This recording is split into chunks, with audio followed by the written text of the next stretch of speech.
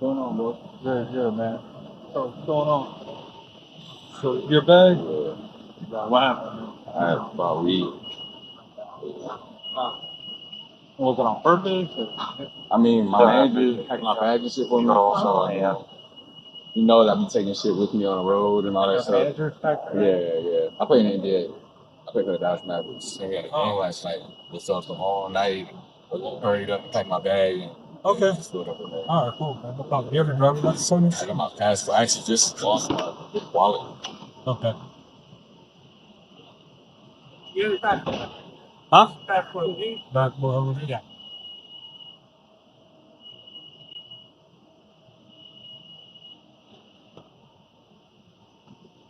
You got his ID and shit? You got a driver license? You have a driver license on you? Nah, I lost my wallet. Oh, you lost your I wallet? only got my passport. I've been riding with my passport. All right, David Burke. Okay. On Saturday, October 25th, 2025, a TSA referral triggered law enforcement contact with an individual at a Dallas-Fort Worth area airport. Deputies were dispatched following reports of a green leafy substance emitting an odor consistent with marijuana. The subject identified himself as a Dallas Mavericks player. The central legal issue here is not the arrest itself, it is the reliability of the evidence used to establish probable cause and whether the state can prove knowing possession. Under Texas Health and Safety Code Section 481.121, possession of 2 ounces or less of marijuana is a Class B misdemeanor, but the statute requires the state to prove the defendant knowingly possessed the substance. That element knowingly is the prosecution's burden. It is not satisfied simply by proving ownership of a bag. Courts require proof that the defendant was aware of the contraband's presence inside. The subject stated his manager packed his bag. If corroborated, that claim directly attacks the mens rea element. It does not automatically defeat the charge, but it creates reasonable doubt the prosecution must overcome. So he said that he didn't pack his bag. He says, Huh? It's his bag, man. yeah, it's his bag, but so he plays for the Mavericks. Okay. He says that his manager packed his bag. Manager ain't here, though. Yeah, I'm not sure. I mean, got nothing to do, That's what he told me. So. but his manager ain't here. Yeah. Ain't nothing we can do about that. Okay. All right, tell me how much. All right, man. I'm just gonna get some more information from you out there. It was just like, nigga, just stacked my bag real quick. Long night after a game. I hear you, man. I hear you. What is? Okay. Nah, you're good, man. What's your contact number, please? So about how much weed is in there? I didn't pack it, bro. I don't know. I hope it's not the whole thing. Anymore? Are you good? Make I sure I don't got know. one. Okay. He be using it, so I don't think it's a lot in there. Huh? I don't think it's a lot in there. No, thanks a lot. Yeah. All right, man. So there might be some type of TSA fine and stuff like that. You know, I'm not really good with that. But as far as our end stuff, I'll let you know about that. So you flying back to Cali? Yeah. My high school teammate lost his battle with cancer. Oh man. Yeah. So I'm gonna head back there for his service. We play Sunday and Monday. So I'm gonna miss Sunday and then hopefully I'll be there Monday. Man. Quick turnaround. Yeah. Long test. Huh? So it's a long test. Yeah, man. Nah, there might be something wrong with my deal. She's gonna give me a note. They dry out sometime and stuff, so I think this one probably had dried out, didn't have enough liquid in there. Yeah, it's getting a color, getting a blue color, but it's when you read it, it's saying negative, but it's getting a blue color. So I don't think there's enough liquid in that bottle. Definitely smells like it. Oh yeah. Well. The warrantless arrest was authorized under Texas Code of Criminal Procedure, Article 14.01, which permits arrest without a warrant for any offense committed in an officer's presence or view. Probable cause was established under the totality of circumstances standard from Illinois versus Gates 1983.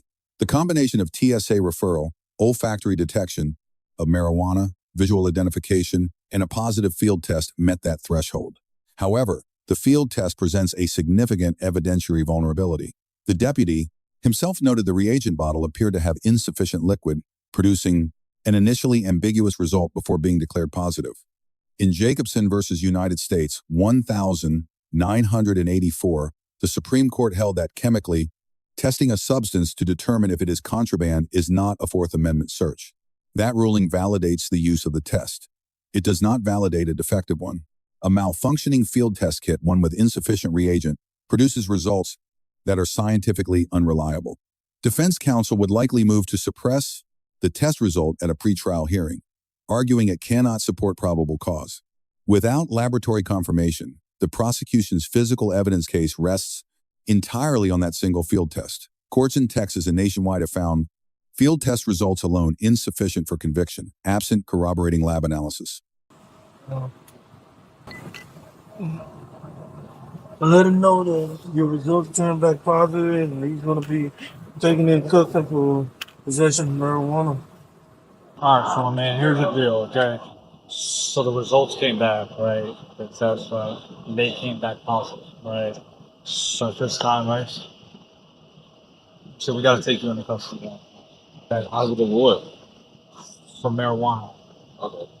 Yeah. All right, so I just need you to remove your backpack. Put that down. You do that.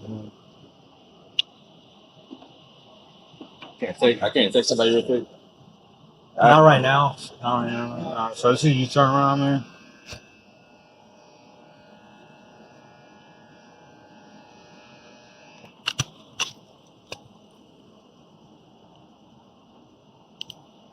You relax your arms.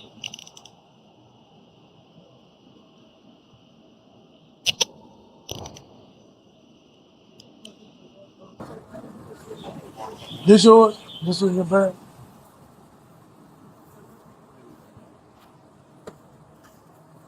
I did everything in here? Yeah, everything's Everything good. back in there? Clear. Okay. Wants to help you take that out of the car. Okay. You got it? I mean, he can. Yes, Yeah. he can help you. What's the process now? Huh? What's the process now? Process now is, man, just gonna be going to jail at the airport.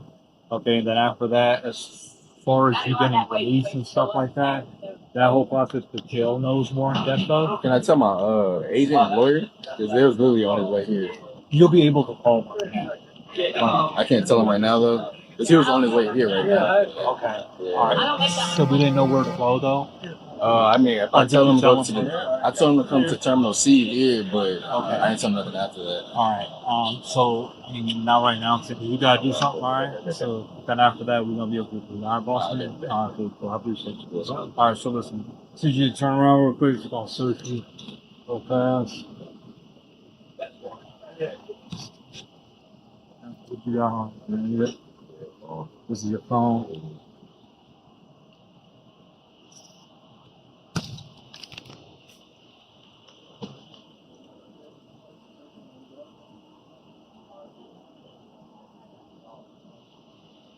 I just want to put that back. 703, please show me on a upper level control for vehicle. Don't let me go outside the car. I give you, I'm gonna search you right in front of the car, okay?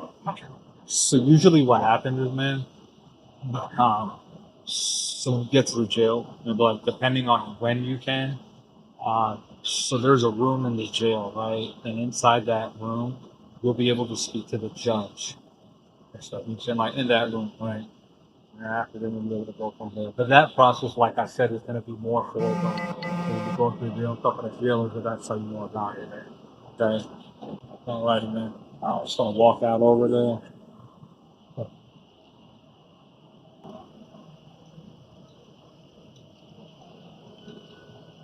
You gotta walk in front of people? Huh? You gotta walk in front of people? Nah. No, it's just in my car, man. It's parked right outside. The subject asked to contact his attorney before being transported. That request was denied appropriately so under current constitutional doctrine. The Sixth Amendment right to counsel attaches at the initiation of formal adversarial proceedings, not at arrest. The Supreme Court confirmed this in Rothgary versus Gillespie County 2008. Prior to arraignment or an initial magistrate appearance, the right to have counsel physically present at the arrest scene is not constitutionally guaranteed. The deputy's response advising the subject he could call from jail was legally correct. Texas Code of Criminal Procedure, Article 14.06, requires that a person arrested without a warrant be brought before a magistrate without unnecessary delay. The deputy's description of the in-jail judge process was consistent with that statute. No Miranda violation occurred here. Miranda versus Arizona 1966 applies to custodial interrogation. No interrogation was conducted at the scene. The subject's statements were spontaneous and voluntary. That distinction matters. Voluntary statements made without interrogation are admissible, regardless of whether Miranda warnings were given. The subject's disclosure about his manager could be introduced by the prosecution at trial. The use of force is analyzed under Graham versus Connor 1989 using the objective reasonableness standard. Force is judged from the perspective of a reasonable officer on the scene, not with the benefit of hindsight. The subject was fully compliant throughout. The deputy applied soft, empty hand control, handcuffing only the minimum necessary given the circumstances. No intermediate force options were required or deployed. The search of the bag was conducted lawfully under the search incident to arrest, exception established in Chimmel versus California 1969. A warrantless search of the arrestee in the area within immediate control is constitutionally permissible. The 14th Amendment's Equal Protection Clause requires that law enforcement apply the law consistently regardless of race, status, or public profile. Nothing in this footage suggests selective enforcement or disparate treatment.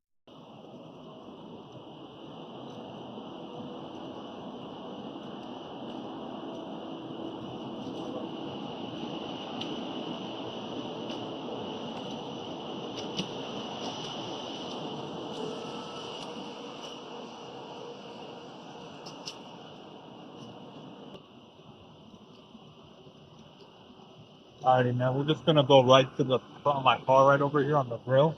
Alright? Alrighty, man. You could just search it through for me. Unlock it. Huh? Sorry, that was my fault. I'm gonna walk over to the back of my car right here.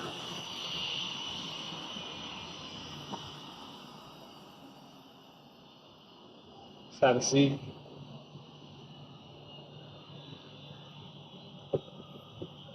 Down on three. Yeah, I'm still a little Down tired. on three, guys. The arresting deputy receives a B. Verbal de-escalation was consistent and effective. Use of force was proportional. Communication about the booking process was clear and transparent. The grade is reduced from an A because the deputy proceeded to a custodial arrest on the basis of a field test he acknowledged may have been malfunctioning. That decision creates a suppression vulnerability the department will have to defend. If the test result is excluded at a suppression hearing, the remaining probable cause, evidence, olfactory detection, and visual observation alone may not independently sustain the arrest. That is a foreseeable legal consequence of this decision. The subject receives a B+, full compliance, no resistance, and an appropriate invocation of the right to counsel, demonstrate composure and situational intelligence under significant pressure. The grade falls short of an A because the subject made voluntary statements about his manager packing the bag before consulting an attorney. While those statements may prove exculpatory, they are now part of the evidentiary record. Prosecutors can introduce voluntary pre-custody statements without Miranda protection. The moment a subject begins explaining circumstances to law enforcement without counsel, they are shaping the evidentiary landscape of their own case without legal guidance. 3 lessons apply to any person facing a similar encounter. First, silence is a right, not a concession. Choosing not to speak is not evidence of guilt. It is the constitutionally protected foundation of every criminal defense. Second, field drug tests are not convictions. A positive result at the scene triggers an arrest. It does not end the legal fight. Laboratory analysis is required for any prosecution to succeed at trial, and defective tests can be challenged. Third, knowing possession is a legal element, not a common sense assumption. If someone else placed contraband in your belongings without your knowledge, that claim belongs in court, documented, corroborated, and argued by counsel. Let us know if there is an interaction or legal topic that you would like us to discuss in the comments below. Thank you for watching, and don't forget to check out our second channel, Audit the Court, for even more police interaction and courtroom content.